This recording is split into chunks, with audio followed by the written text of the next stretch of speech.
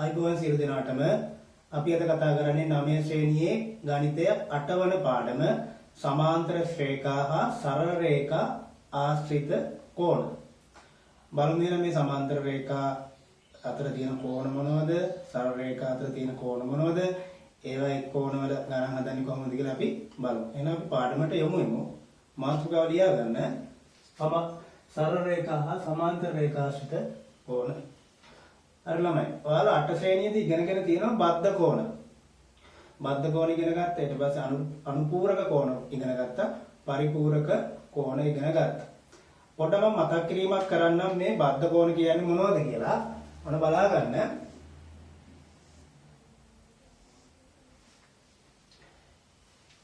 මේ තියෙන්නේ කෝණ දෙකක් මෙතන. සරල රේඛා තුනක් ඡේදන වෙලා ඉතින් තියෙන කෝණ දෙකක්. तर මෙන්න මේක එක කෝණයක් කියලා මම ගන්නම්. මෙන්න මේක අනිත් තව කෝණයක් කියලා ගන්න. ඔය එක උදාහරණයක්. ආයතන උපසටහන මේ බලන්න. මේකත් ඒ වගේ මෙන්න මේ කෝණය එකක්, මේ කෝණය එකක් කියලා මම ඔන්න කෝණ දෙක ගන්න. හරි. ඊට මම මේක සංකේත දාගන්නම් A B C D කියලා.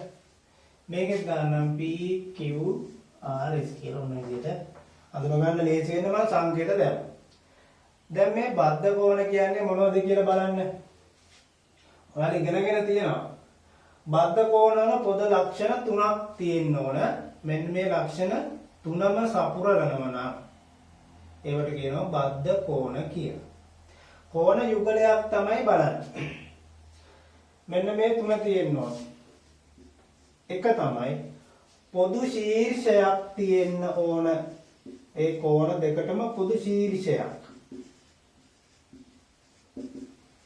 ඒ වගේම තමයි අංක 2 පොදු බාහුවක් තියෙන්න ඕන. පොදු බාහුවක්. තුන්වෙනි එක තමයි පොදු බාහුවෙන් දෙපස පිහිටන්න ඕන. පොදු බාහුවෙන් දෙපස පිහිටන්න ඕන. හරිද? දැන් සමහර ළමයිට ගැටලුවක් ඇති මොකද්ද කෝණයක ශීර්ෂයක් කියන්නේ? ඒව නොදන්න ළමයි ඉන්න බෑ. බලන්න මේ අනක කෝණයක්. කෝණයක් කියන්නේ සරල රේඛා දෙකක් ඡේදන වීමෙන් හැදෙන මෙන්න මේකට තමයි කෝණය කියලා කියන්නේ. එතන මෙන්න මේ සරල රේඛා දෙක ඡේදනය වෙන මෙන්න මේ තැනට කියනවා ශීර්ෂය කියලා. ශීර්ෂය. එතන මේක තමයි කෝණය. අපි તો මේ කාංශක 60යි කියලා. එතන මෙන්න මේ කෝණය හැදිලා තියෙන මේ රේඛා දෙක මෙන්න මේ දෙකට කියනවා බාහු කියලා. බාහු.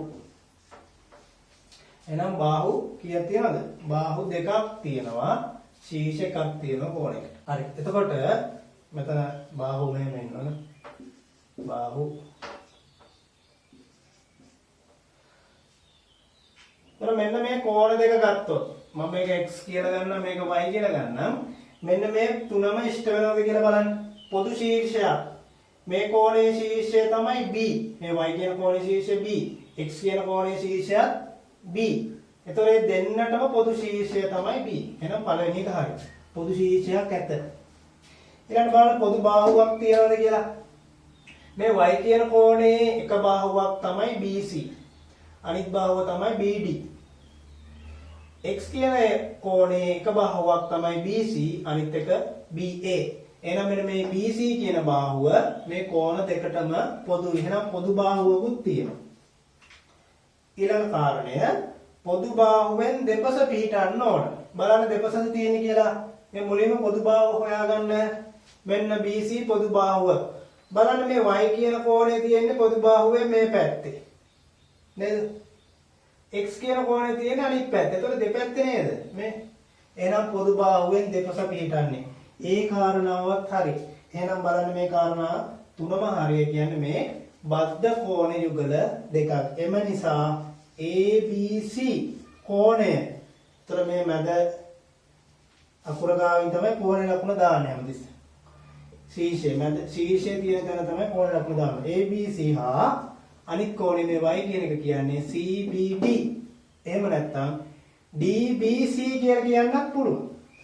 කොහොම හරි ශීර්ෂයේ තියෙන තැන ඉංග්‍රීසි අකුරෙන් නෝන මැදට. එහෙනම් CB D කියලා කියන්නත් පුළුවන් නැත්නම් DBC කියලා කියන්නත් පුළුවන්. මේකත් ABC කියලා කියන්නත් පුළුවන්. CBA කියලා කියන්නත් පුළුවන්. කෝණ බද්ධ කෝණ වේ.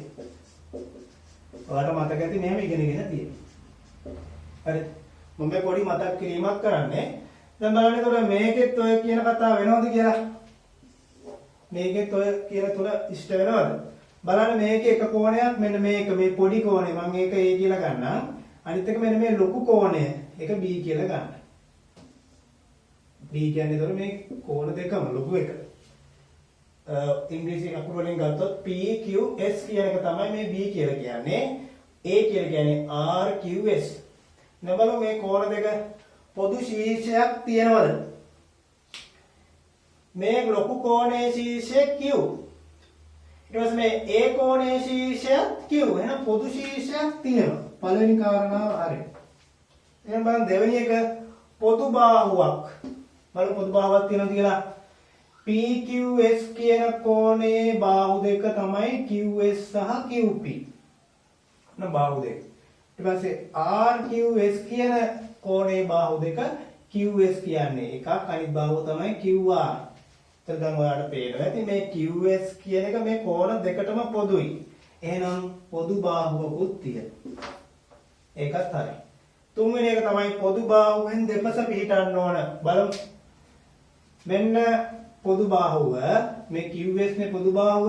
බලන්න දෙපසද තියෙන්නේ කියලා. A කියන එක තියෙන්නේ පොදු බාහුවෙන් මේ පැත්තේ. B කියන එක තියෙන්නේ පොදු බාහුවෙන් මේ පැත්තේ. එහෙනම් බලන්න දෙපසද තියෙන්නේ?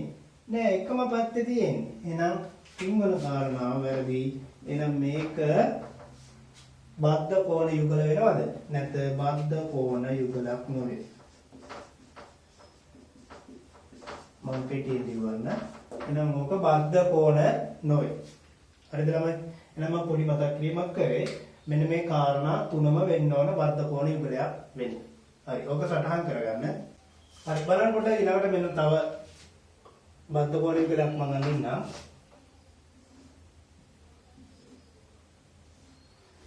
කෝණ යුගලයක් ඇඳා ඔයා කියන්නේ මේ බද්ධ කෝණ යුගලයක්ද කියලා.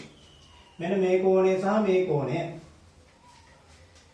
බලමු අර කාරණා තුන. පළවෙනි එක තමයි පොදු ශීර්ෂයක් තියෙන්න ඕන. මෙන්න මේ A කියලා කියන කෝණය මේක B කියලා ගමු. A කියලා කියන කෝණයේ ශීර්ෂය තියෙන්නේ මෙතන. අපි දුම් P කියලා. මේක Q. R S T මම නිකන් දැම්ම සංකේතය. A කියන කෝණයේ ශීර්ෂය තියෙන්නේ P වල.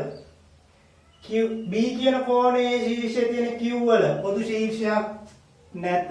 එහෙනම් පළවෙනි කාරණාව මෙතනින් ඉවරයි. ඒ කියන්නේ බද්ධ කෝණ යුගල නොවේ. එකක් හරි වෙන්නේ නැත්නම් බද්ධ කෝණ යුගල වෙන්නේ නැහැ. ආය අනිත් ඒවා බලන්න දෙයක්වත් නැහැ. අපි නිකමට බලමු. ඊළඟට බලන්න පොදු බාහුවක්. මේ A කියන කෝණයේ බාහු දෙක තමයි එකක් TP අනිත් එක QS නේ. QS. B කියන කෝණයේ බාහුව එකක් QS අනිත් එක QR. එහෙනම් ඔයාලට පේනවා මේ PS එහෙම නැත්නම් QS කියන මේ රේඛාව දෙකටම බාහුවක් පොදුයි. එහෙනම් ඒක පොදු බාහුවක් තියෙනවා. ඊළඟට තුන්වෙනි කාරණාව පොදු බාහුවෙන් දෙපසද කියලා බලන්න. B කියන කෝණය දැන් මේක තමයි පොදු බාහුව QS. B තියෙන්නේ මේකින් යට පොදු බාහුවෙන් යට. A තියෙන්නේ පොදු බාහුවෙන් උඩ. එහෙනම් තුන්වෙනි කාරණාවත් හරි. හැබැයි පළවෙනි එකම වැරදි. ආයේ මේ දෙක බලන්න දෙයක්වත් නැහැ. මේක බද්ධ කෝණ යුගලයක් නොවේ. හරි. ඔක ලියා ගන්න. ළමයි බලන්න ඊට පස්සේ මේ අනුපූරක කෝණ කියන්නේ මොනවද කියලා. අනුපූරක කෝණ. අනුපූරක කෝණ යුගලක් කියලා කියන්නේ කෝණ දෙකක් ඒ දෙකේ එකතුව. කෝණ දෙකක එකතුව. මෙන්න එක කෝණයක්. අපි මේ තියෙන තව කෝණයක්. මේක අංශක 30යි කියලා ගන්නම්. මේක අංශක 60යි. මෙන්න මේ කෝණ දෙකේ එකතුව ගත්තොත් එන්න ඕන අංශක 90ක්. ඒ කියන්නේ ඍජු කෝණයක්. 30 එකතු කිරීම 60 සමානයි කීයද? අංශක 90ක් ආව. කියන්නේ ඍජු කෝණයක්. මෙන්න මේ විදිහට කෝණ දෙකේ එකතුව අංශක 90ක් නම් ඒවට කියනවා මොනවද? අනුපූරක කෝණ යුගලයක් කියලා. හරි. තව උදාහරණයක් ගන්න. උදාහරණය. එහෙනම් මේ කෝණ දෙක අනුපූරක වෙයි. මෙන්න දෙවෙනි උදාහරණය.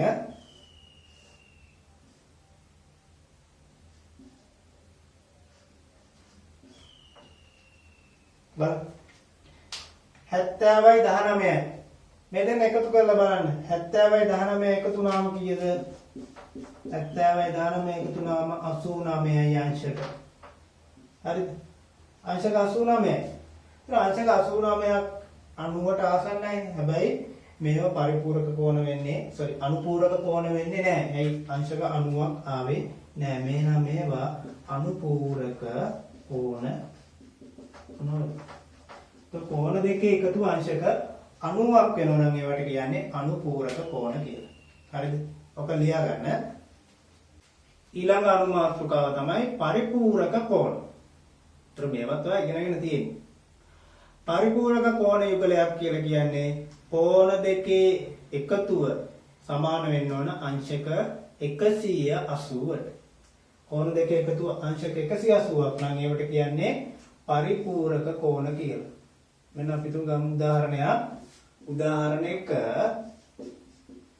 මේක අංශක 120යි. මෙන්න තව කෝණයක් දීලා තියෙනවා අංශක 60ක්. දැන් මේ කෝණ දෙක එකතු කරලා බලන්න. එකතු කරාට පස්සේ අංශක 180ක් වෙන්න ඕන. අන්න එහෙම වෙනවනම් මේ කෝණ දෙක පරිපූරක කෝණ දෙකක් කියලා කියනවා. ඔන්න නිකන් දාන්න. සංකේත. එතන බලන්න මේ දෙන්න එකතු කරලා මේක 120යි එකතු කිරීම මෙතන අංශක 60යි සමාන වෙනවා කීයද? 180යි. හරියටම 180ක් ආවා. එහෙනම් මේ කෝණ දෙක මොනවද? පරිපූරක කෝණ යුගලයක්. එහෙමනම් ඔයාලට ලියන්න පුළුවන් ABC හා PQR පරිපූරක කෝණ යුගලයකි. කෝණ දෙකයි එන්නේ. තව උදාහරණයක් ගන්නම්. උදාහරණ 2 මෙන්න බලන්න තව කෝණ දෙකක් දීලා තියෙනවා. මේක 70යි. මේක කීයද? මේක අංශක 90. 90 කියලා දාන්න අවශ්‍ය නැහැ. මෙතන මේ සංකේතයෙන් කියන්න තේරුම් ගන්න ඕනවා මේක අංශක 90යි කියලා. හරි. දැන් මෙන්න මේ දෙන්න එකතු කරලා බලන්න. 70 එකතු කිරීම අංශක 90 කීයද? 160යි අංශක. ඒතර අංශක 160ක් ආවේ කෝණ දෙකේ එකතුව. එහෙනම් මේ දෙන්න මොකද්ද වෙන්නේ? පරිපූරක කෝණ යුගල නොවේ. එහෙනම් මේක පරිපූරක නොවේ. හරි. එහෙනම් ළමයි හරි නේද? කෝණ දෙකේ එකතු අංශක 180ක් නම් ඒවට කියනවා පරිපූරක කෝණ කියලා. හරි. ඔක ලියා ගන්න. ඊට පස්සේ පොඩි මතක් කිරීමක් කරන්නම් මේ සමාන්තර රේඛා ගැන. දවා මේවත් ඉගෙනගෙන තියෙනවා. සමාන්තර රේඛා පොඩ්ඩ ලියා ගන්න සමාන්තර රේඛා කියලා. මේ සමාන්තර රේඛා කියලා කියන්නේ මෙන්න මේ වගේ එකිනෙකට ඡේදනය නොවන රේඛා. මේක දික් කරා කියලා කවදාවත් ඡේදනය වෙන්නේ නැහැ. හරියට කෝච්චි පාර, රේල් පීලි දෙක වගේ. කවදාවත් එකතු වෙන්නේ නැහැ. හරිද? ඒක කෝච්චි පාරේ රේල් පීලි දෙක සමාන්තර රේඛා වලට ගන්න උදාහරණයක් විදිහට ගන්න පුළුවන්. ඒත් මේවා ඡේදනය වෙන්නේ නැහැ. ඒ වගේම තව අනිත් ලක්ෂණය මේ රේඛා අතර පරතරය සෑම විටම එකම අගයක්. මෙතන සෙන්ටිමීටර් 10ක් නම් මේ හැමතැනම පරතරය සෙන්ටිමීටර් 10යි. පරතරය වෙනස් වෙන්න බෑ. සෙන්ටිමීටර් 5යි නම් දිගටම 5යි. ඒතර ඔන්න ඔය විදිහට එකිනෙකට පරතරයෙන් සමාන වන රේඛා ඡේදනය නොවන රේඛාවට කියන සමාන්තර රේඛා කියලා. ඒතර සමාන්තර රේඛා දක්වන්න අපි මෙන්න මේ විදිහට ඊතලයක් ඊහිසක් දක්වනවා එකම දිශාවට. දැන් ඔයා මේක එක ඊහිසක් දැක්වුවොත් එකයි. ළමයේ ඊස් දෙකක් දැක්වුවොත් මේකෙත් ඊස් දෙකක් දක්වන්න. මේ කියන්නේ මේ දෙන්න සමාන්තරයි. ඒතර මේ විදිහට තව ඉතින් සමාන්තර රේඛා තියෙන්න පුළුවන්. මේකට සහ මේ දෙන්න සමාන්තරයි. මේ පරතරය සෙන්ටිමීටර් 20යි නම් මේ දෙන්න අතර පරතරය සෙන්ටිමීටර් 20ක් වෙනවා. එතකොට මේ දෙන්න සමාන්තරයි මේ දෙන්න සමනේ තුනම සමාන්තර. එකිනෙකට සමාන්තර. හරි. ඒතර රේඛා දෙකක් ගත්තොත් ඒ දෙන්න අතර පරතරය වෙනස් වෙන්න බෑ. ඒතර මෙයයි මෙයයි සමාන්තරයි. ඇයි මේ දෙන්න අතර පරතරය අතර ගත්තොත් 30යිනේ. එහෙනම් මෙන්න මේ විදිහට ඡේදනය නොවන එකම පරතරයෙන් තියෙන රේඛාවට කියනවා සමාන්තර රේඛා කියලා. හරි පොඩ්ඩක් සටහන් කරගන්න.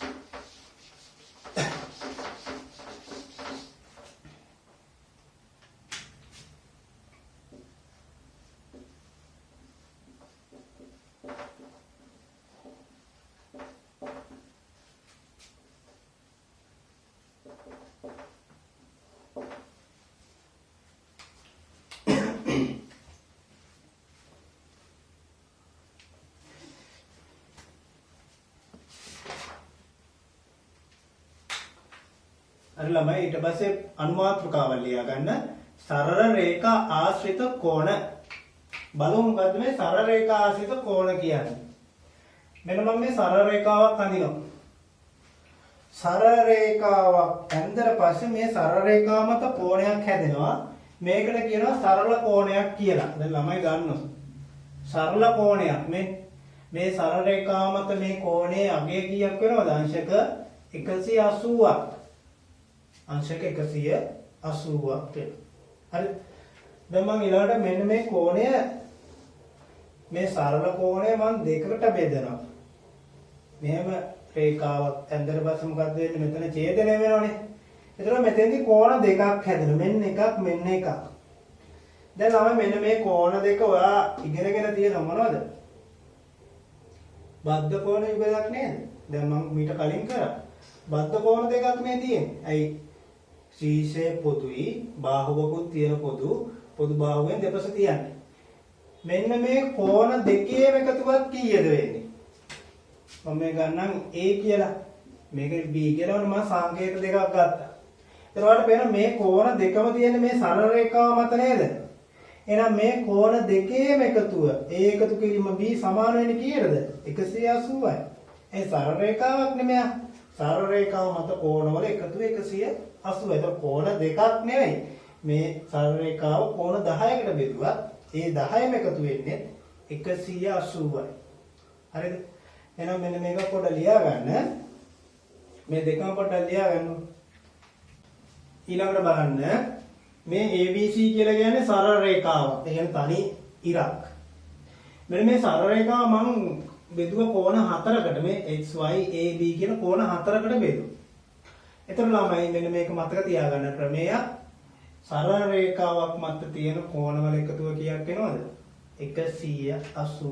එහෙමනම් මෙන්න මේ කෝණ 4ම එකතුව x එකතු කිරීම y එකතු කිරීම a එකතු කිරීම b සමාන වෙනවා කීයටද? අංශක 180ක. හරිද? එහෙනම් මෙහෙම ලියා ගන්න සරල රේඛාවක් මත කෝණවල එකතුව අංශක 180ක. එතකොට සරල රේඛාව මත හැබැයි එක පැත්තකට දෙපැත්තටම නෙවෙයි උඩ පැත්තට නම් උඩ පැත්තේ තියෙන කෝණ ඔක්කොම එකතු 180යි. යට පැත්තට උනත් ගන්න පුළුවන්. දැන් යට පැත්තට මෙහෙම කෝණ ටිකක් අඳලා තිබ්බොත් අන්නේ සරල රේඛාව මත තියෙන යට පැත්තට තියෙන කෝණ ටික එකතුවත් 180යි. කොහමද එක පැත්තකට තියෙන කෝණවල එකතු 180ක් වෙන්න ඕනේ. හරි. මේක ඇඳලා මේ ටික ලියා ගන්න. බලන්න ප්‍රශ්නාංක 1 මම මේ රූප සටහනක් ඇඳලා තියෙනවා. මේක සරල රේඛාවක්. එතන මේ දෙන්නේ මෙතෙන්දී ඡේදනය වෙනවා. මෙන්න මේ කෝණය 120යි මේ කෝණය x. ප්‍රශ්නය අහනවා x හොයන්න. හරි. දැන් කොහොමද කරන්නේ? හිතෙනුත් හදන්න පුළුවන්. හැබැයි මේ ගණන්වල හිතෙන් හදන්න යන්න එපා. ලියලා හදන්න. සරල රේඛාවක් මත කෝණවල එකතුව සරල රේඛාවක් මත එක පසකට එක පැත්තකට තියෙන කෝණ සියල්ලෙහිම එකතුව සමාන වෙන්න ඕන කීයද 180ට. එතකොට මෙතන කෝණ දෙකයි තියෙන්නේ. දැන් අපි දෙන්න එකතු කරමු. x එකතු කිරීම 120 සමාන වෙනවා 180ට. ඒතර අපිට x හොයන්න ඕන හින්දා මේ 180 අයින් වෙන්න ඕන. x ට 120 අයින් වෙන්න ඕන. x ට 120ක් එකතු වෙලා තියෙන හින්දා අපි මෙන්න මේක නැති කරන්න 120ක් අඩු කරන්න. දැන් x එකතු කිරීම 120 අඩු කරන 120ක්. හරිද? එහෙම නැත්නම් ළමෙක්ට පුළුවන් එකපාරම 120 අර පැත්තට ගෙනියන්න. එතකොට 180 120ක් අඩුනාම කෙලින්ම 60යි කියලා ගන්නත් පුළුවන්. නැත්නම් මෙහෙම හදන්නත් පුළුවන්. අඩු කිරීම මේ පැත්තෙන් 120ක් අඩු කරා නම් සමාන ලකුණෙන් අනිත් පැත්තෙත් ඒ දෙයම කරන්න ඕනේ. 120ක් අඩු කරන්න ඕනේ. ඒතර මෙතන 120යි කපලා යනවා. 120න් 120ක් කරනවා බිඳුවයි. ඉතුරු වෙන්නේ x සමානයි 180 120ක් කරනවා 60යි. මේ x වල අගයංශක 60යි. ඒතර ළමයි ඔයාලා කෙටි ක්‍රමයේ පුරුදු වෙන දැන් මෙන්න මෙතනින් පස්සේ මම උන ඊළඟ ක්‍රමය කියලා දෙන්නම්. දැන් මේ වගේ අඩු කරන්න අවශ්‍ය නැහැ. මේ මාසෙනේ. ඒතර ඔයාලට පේනවා මේක 120ක් එකතු වෙලා තින්දා x තනි කරගන්න නම් මෙන්න මේ ටික නැති වෙන්න ඕන. ඒතර ධන 120ක් තියෙනවා නම් මේ ධන 120 නැති කරන්න අපි අනිත් පැත්තට ගෙනියනවා. ඒතර එහෙම හිතාගන්න. ඒතර ඉතුරු වෙන්නේ x 180 120 ධන 120ක් අර පැත්තට ගියාම ඍණ 120ක් එනවා. ලකුණ මාරු වෙනවා. මේ පැත්තේ ඍණ 120ක් තිබ්බනම් හරියට යනකොට ධන 120ක් එනවා. ඉතින් මතක තියාගන්න මෙතන තියෙන ලකුණ අර පැත්තට යනකොට මාරු වෙනවා. හැබැයි එකතු කිරීම අඩු කිරීම විතරයි ගෙනියන්න පුළුවන්. එහෙම බෙදීම ගුණ කිරීමේදී වෙන ක්‍රමයක් තියෙන්නේ. එහෙනම් මේ ධන 120 අර පැත්තට ගෙනියනවා. ඍණ 120ක් වෙනවා. එහෙනම් x සමානයි 180 120ක් අඩු කරාම අංශක 60. හරිද? ඒතර මේ ටික අවශ්‍ය නැහැ. ඔබ ලියා ගන්න. දෙවෙනි ගාන. ඒතර මේ තියෙන සරල රේඛාව සරල රේඛාව මත කෝණ තුනක් තියෙනවා. මේක යටි පැත්තට තියෙන්නේ. දැන් සරල රේඛාව මත කෝණ සියල්ලෙහිම එකතුව කීයක් වෙන්න ඕනද? අංශක 180ක් වෙන්න ඕනේ. මෙතෙන්දී අපි දෙන්නේ x හොයන්න කියලා. එහෙනම් අපි ලියාගමු සමීකරණය. මෙන්න මේ කෝණ තුනේම එකතුව සමාන කරන්න 180ට x එකතු කිරීම මේ කෝණයේ අංශක 90 එකතු කිරීම මේ කෝණයේ අංශක 30. එහෙනම් ඔන්න සරල රේඛාව මත තියෙන සිය කෝණ සියල්ලම මේ ඔය තුනනේ තියෙන්නේ. ඔය තුනේම එකතුව සමාන වෙන්න ඕනේ 180ට. දැන් මේක එකතු කරමු. x එකතු කිරීම මෙන්න මේ දෙන්න එකතු කරන්න පුළුවන්. සංඛ්‍යා දෙකක්නේ. 90යි 30යි 120යි සමාන 180ට. එහෙනම් මෙතන ධන 120ක් තියෙන මම මේක අනිත් පැත්තට ගෙනියනවා. ඒතර x සමානයි 180 ඍණ 120ක් වෙනවා. x සමානයි අංශක 60යි. ධන 120 අර පැත්තට ගෙනිච්ච. හරිද? ලියාගන්න. ඊළඟ එක බලන්න. සරල රේඛාවක් මත කෝණ හතරක් තියෙනවා. මේ ඔක්කොම දන්නේ නැති ඒවා. a 2යි a එකක්වත් දීලා නැහැ. හරි. ඒතර ළමයි මේ කෝණ සියල්ලේම එකතුව සමාන වෙන්න ඕනේ කීයකද? 180ට. එහෙනම් අපි මෙන්න මේ කෝණ හතරක් තියෙනවනේ. මේ හතරම එකතුව 180ට සමාන කරමු. a එකතු කිරීම මේක a එකතු කිරීම මේ කෝණය 2යි a එකතු කිරීම මේ කෝණය a සමානයි 180ට. දැන් මේක එකතු කරන්න මේ සියල්ලම a පද සජාතීයයි. දැන් අපිට පුළුවන් මේ ටික එකතු කරන්න. a එකතු කිරීම a කියන්නේ 1යි a එකතු කිරීම 1යි a 1යි 2යි 2යි a වෙනවා. 2යි a එකතු කිරීම 2යි a 4යි a ආයෙ තව එකක් එකතු වෙනවා.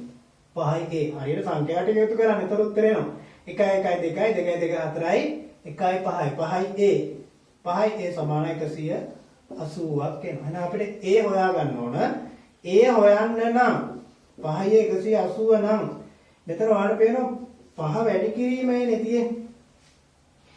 5 a 5න් වැඩි වෙලා 5 වැඩි කිරීම a. දැන් මෙතන මේ ගුණිතයක් තියෙන වෙලාවට අපිට a ඉතිරි කර ගන්න නම් මේ 5 නැති වෙන්න ඕනේ. 5 නැති කරන්න 5 අනිත් පැත්තට ගෙනියන්න බෑ. ගුණිතයක් එකතු කිරීමක් අඩු කිරීමක් තිබ්බොත් විතර අනිත් පැත්තට ගෙනියන්න පුළුවන්. එහෙනම් මේ ගුණිතයක් තියෙන වෙලාවට හැමතිස්සෙම ප්‍රතිවිරුද්ධ දේ කරන්න ඕන. මේක නම් 5 කැපෙන්න නම් 5න් බෙදන්න ඕන. 5න් බෙදන්න. එහෙනම් 5න් බෙදන්න. දෙපැත්තම 5න් බෙදන්න. එහෙනම් මේකේ 5න් බෙදනවා අනිත් පැත්තත් අනිවාර්යෙන් 5න් බෙදන්න. සමාන ලකුණෙන් එක පැත්තකට කරන්නේ අනිත් පැත්තේ අනිවාර්යෙන් කරන්න ඕන. ඊට මොකද වෙන්නේ මේ 5යි කපල යනවා. ඉතුරු වෙන්නේ A සමානයි 180 5න් බෙදන්න එනවා 36ක්. අංශක 36. එහෙනම් මේ කෝණය 36යි මේකත් 36යි. මෙතන කෝණය කීයද? මේක 36යි මේකත් 36යි මේකත් 36යි ඒමනේ. මේක 2යි ඒ වගේ දෙගුණයක්. එහෙනම් 36 වැඩි කරන්න ඕන දෙකෙන් කීයද? 72යි. එහෙනම් එතන කෝණය අංශක 72යි. ඊළඟට ලියා ගන්න ප්‍රතිමුඛ කෝණ කියලා. බලමු මොනවද මේ ප්‍රතිමුඛ කෝණ කියලා. මම මේ සරල රේඛා දෙකක් ගන්නවා. මෙන්න එක සරල රේඛාවක් යන්න මෙහෙම. තව සරල රේඛාවක් අඳිනවා මේක ඡේදනය වෙන විදියට. මේ ඡේදනය වුණා. හරිද? සමාන්තර නැතුව ඡේදනය වෙන විදියට යන්න. දැන් මෙන්න මේ සරල රේඛා දෙක ඡේදනය වුණාට පස්සේ මේක තමයි ඡේදන ලක්ෂ්‍යය. අපි තුමු O කියලා. පස්සේ එක දාලා. මෙන්න මේ ඡේදනය වුණාට පස්සේ ඔයාලට වෙන කෝණ හතරක් හැදෙනවා. මෙන්න එකක් මෙන්න එකක් මෙන්න එකක් මෙන්න එක. හරිද? එතකොට මෙන්න මේ කෝණ හතරෙන් මෙන්න මේ කෝණය සහ මේ කෝණය එකිනෙකට මුහුණලා තියෙන්නේ. හරිද? එකිනෙකට මුහුණලා. ඔව් මෙන්න මේ කෝණ දෙක මොකද්ද වෙන්නේ? එකිනෙකට සමානයි. එතකොට මෙන්න මේවට කියනවා ප්‍රතිමුඛ කෝණ කියලා. මේක අංශක 60යි නම් අනිවාර්යෙන් මේකත් අංශක 60යි. මෙන්න මේ විදිහට එකිනෙකට මුහුණලා තියෙන කෝණ වලට තමයි කියන්නේ ප්‍රතිමුඛ කෝණ කියලා. හරිද? දැන් මේක විතර නෙවෙයි තව ප්‍රතිමුඛ කෝණ දෙකක් තියෙනවා. හැබැයි ඒක 60 නෙවෙයි වෙන අගයක් වෙන්න පුළුවන්. මෙන්න මේ කෝණය සහ මේ කෝණය. මේක 60 උනා කියන්නේ මේක 60 වෙන්නේ නැහැ. හැබැයි මෙයාගේ ගානම තමයි මේකත් වෙන්නේ. මේ එකිනෙකට මුහුණලා තියෙන කෝණ දෙක. එතකොට මේක A නම් මේකත් කීයද? A. ඔන්න විදියට සරල රේඛා දෙකක් ඡේදනය වීමෙන් සෑදෙන ප්‍රතිමුඛ කෝණ මොකද්ද වෙන්නේ? සමානයි. එකිනෙකට මුහුණලා හැදෙනවට කියනවා ප්‍රතිමුඛ කෝණ කියලා. මේක අඳ ගන්න. මේව ලියා ගන්න ප්‍රමේය. ප්‍රමේය තමයි අහලා තියෙනවද නැහැ. ප්‍රමේය අංකනුත් ප්‍රමේයක් කරා මම ඒක ලියන්න දුන්නේ නැහැ. දැන් මෙන්න මේ ප්‍රමේයව ලියගමු. ප්‍රමේය සරල රේඛා දෙකක් ඡේදනය වීමෙන් සෑදෙන සරල රේඛා දෙකක් ඡේදනය වීමෙන් සෑදෙන ප්‍රතිමුඛ කෝණ සමාන වේ. සරල රේඛා දෙකක් ඡේදනය වීමෙන් සෑදෙන ප්‍රතිමුඛ කෝණ සමාන වේ. එහෙනම් මෙන්න මේ සමානයි උට අද ගන්න. ප්‍රශ්නාංක 1 මෙන්න මේ විදිහට තියෙනවා සරල රේඛා දෙකක් දීලා මෙන්න මේක අංශක 45යි ප්‍රශ්නයෙන් අහන්නේ x හොයන්න.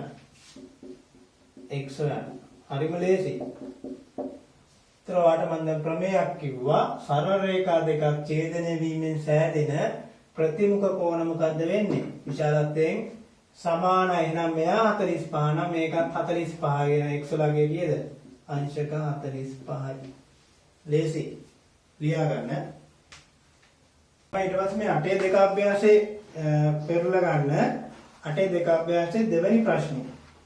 රූපයේ දැක්වෙන ABCD හා EF සරල රේඛා OEදී ඡේදනය වේ. ආ රූපය අඳ ගන්න ඔයාලා. මෙන්න විදිහට සරල රේඛා තියෙනවා. OEදී තමයි ඡේදනය වෙන්නේ. O වලදී මෙන්න මෙතෙන්දී මේක A මේක C මේක E මේක B මේක D මේක F. ඔය දෙක තියෙනවා. ඊට පස්සේ මෙන්න මේ කෝණය 100යි කියලා දීලා තියෙනවා අංශක. මේ කෝණය අංශක 30යි කියලා දීලා තියෙනවා. හරි. දැන් ප්‍රශ්නේ අහන්නේ දී ඇති තොරතුරු අනුව පහත දැක්වෙන කෝණවල අගයන් සොයන්න. මේ පහත දැක්වෙන කෝණ පළවෙනි එක තමයි AOC කෝණය. දෙවෙනි එක BOE කෝණය. තුන්වෙනි එක COE කෝණය. ඔන්න කෝණ තුන හොයන්න ඕන. ඒතර ළමයි ඔයාලා කෝණ හොයද්දී විශේෂ අවස්ථාවලදී ඒ කෝණය මොකක්ද කියලා වරහන් ඇතුලේ ලියන්න. ඔය විදිය ප්‍රමේයක් ගත්තා නම් ඒ ප්‍රමේය ලියන්න ඕන. දැන් බලමු පළවෙනි එක AOC. AOC කියන්නේ මෙන්න මේක. හොඳට බලන්න. AOC මෙන්න මේ කෝණය. ඒතර ඔයාලට පේනවා අන්නේ කෝණය හැදිලා තියෙන්නේ මෙන්න මේ සරල රේඛාවේ. AB සහ CD සරල රේඛා දෙක ඡේදනය වීමෙන්. ඉතින් ඔයාලට පේනවා මුහුණට මුහුණලා තියෙන කෝණ දෙකක් ප්‍රතිමුඛ කෝණ දෙකක් තියෙන පේනව නේද? මේක 30යි. එහෙනම් මෙන්න මේ AOC කෝණය කීයද? අංශක 30 එකපාරම ගන්න පුළුවන්. ඔන්න මෙතෙන්දී ළමයි වරහන් ඇතුලේ ලියන්න හේතුව මොකද්ද වෙන්න? සමාන වෙන හේතුව ප්‍රතිමුඛ කෝණ නිසා. ප්‍රතිමුඛ කෝණ නිසා. ඔන්න එකපාරම මේ උත්තරේ ගන්න. ඒක ගන්න හදන්න දෙයක් නැහැ. දෙවැනි එක BOE BOE මෙන්න මේ කෝණය හොඳට බලන්න. මෙන්න මේක තමයි BOE කියලා කියන්නේ. ඒතර BOE කියන කෝණය හැදිලා තියෙන්නේ AB සහ EF කියන සරල රේඛා දෙක ඡේදනය වීමෙන්. ඒතර ඔයාලට පේනවා එතනත් ප්‍රතිමුඛ කෝණ තියෙනවා. මෙන්න මේ කෝණ දෙක. එහෙනම් BOE කියන්නේ කීයද? අංශක 100යි. එහෙනම් අංශක 100යි. එතනත් හේතුව ලියන්න. 100 වෙන්නේ මොකක් නිසාද? ප්‍රතිමුඛ කෝණ නිසා. ඒතර මේ විදිහට කෙටියෙන් ලියන්න හේතුව.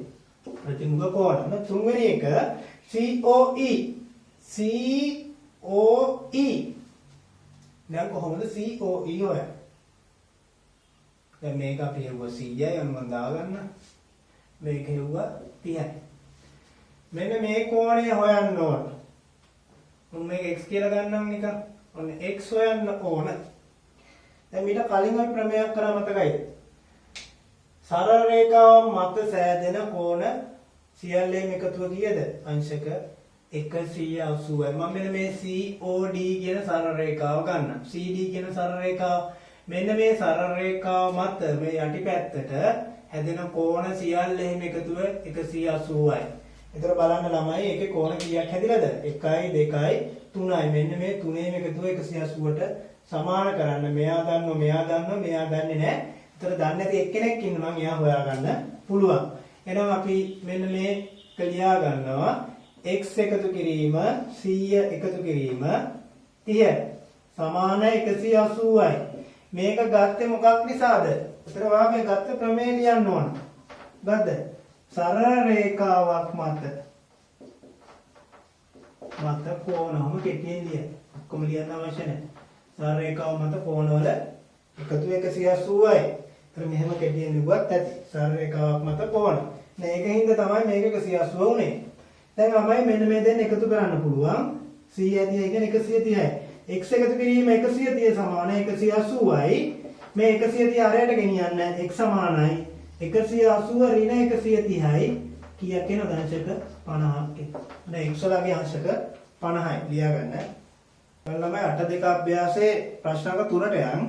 ප්‍රශ්නාංක 3 රෝමි ලක්කම් 1. මම බෝඩ් එක දාලා තියෙන ගාන මේක කියන්නේ මෙහෙමයි. පහත දැක්වෙන එක් රූප සටහනේ දැක්වෙන තොරතුරු මත කුඩා ඉංග්‍රීසි අක්ෂරයෙන් දැක්වෙන කෝණයේ අගය සොයන්නලු. දැන් පළවෙනි ගානේ යටින් ලියලා තියෙනවා AB හා CD සරල රේඛාව වේ. AB සරල රේඛාවක් CD සරල රේඛාවක්. උන සරල රේඛා දෙක ඡේද වෙලා හැදිලා තියෙනවා. මේක x හොයන්න ඕන. කොහොමද x හොයන්නේ? ජරා දීලා තියෙන ආසල. මෙතන කෝණය කීයද? අංශක 100යි කියලා දීලා තියෙනවා. දැන් බලන්න මෙන්න මේ සරල රේඛා දෙක ඡේදනය වුණාට පස්සේ හැදෙනවා ප්‍රතිමුඛ කෝණ. ඉගෙනකට මුහුණලා තියෙනවා. මෙන්න මේ දෙන්න ප්‍රතිමුඛයි. මේ 100යි මෙන්න මේ ලොකු කෝණය සම්පූර්ණ කෝණය. ඒ දෙන්නත් ප්‍රතිමුඛයි. ප්‍රතිමුඛ කෝණ දෙක. එහෙමනම් ළමයි මෙන්න මේ කෝණයයි මේ ලොකු කෝණයයි මේකයි සමාන වෙන්න ඕන. මේ ලොකු කෝණය කියන්නේ x විතරක් නෙවෙයි. x සහ 35 දෙකේම එකතු. අපි තුමේ නිකන් 50ව කියලා. ඒතර මේ දෙන්නකම එකතු වෙනවා. හරිද? එහෙමනම් ළමයි අපිට ලියන්න පුළුවන් x ධන 35. ඔය කෝණ දෙකේම එකතුව තමයි මේ ලොකු කෝණය කියලා කියන්නේ. අපිට ලොකු කෝණය නෙවන x ධන 35 සමානයි මෙතන කෝණය කීයද? 100ට. හේතුව ප්‍රතිමුඛ කෝණ. ප්‍රතිමුඛ කෝණ. ප්‍රතිමුඛ කෝණින්ද තමයි ඔක සමාන වෙන්නේ. එහෙනම් අපිට මෙතනින් x හොයන්න මේ 35 රේට ගෙනියන්න. x සමානයි 100 ඍණ 35යි. x සමානයි අංශක කීයද? sorry x නෙවෙයි කීයද? 100 තමයි කීයද?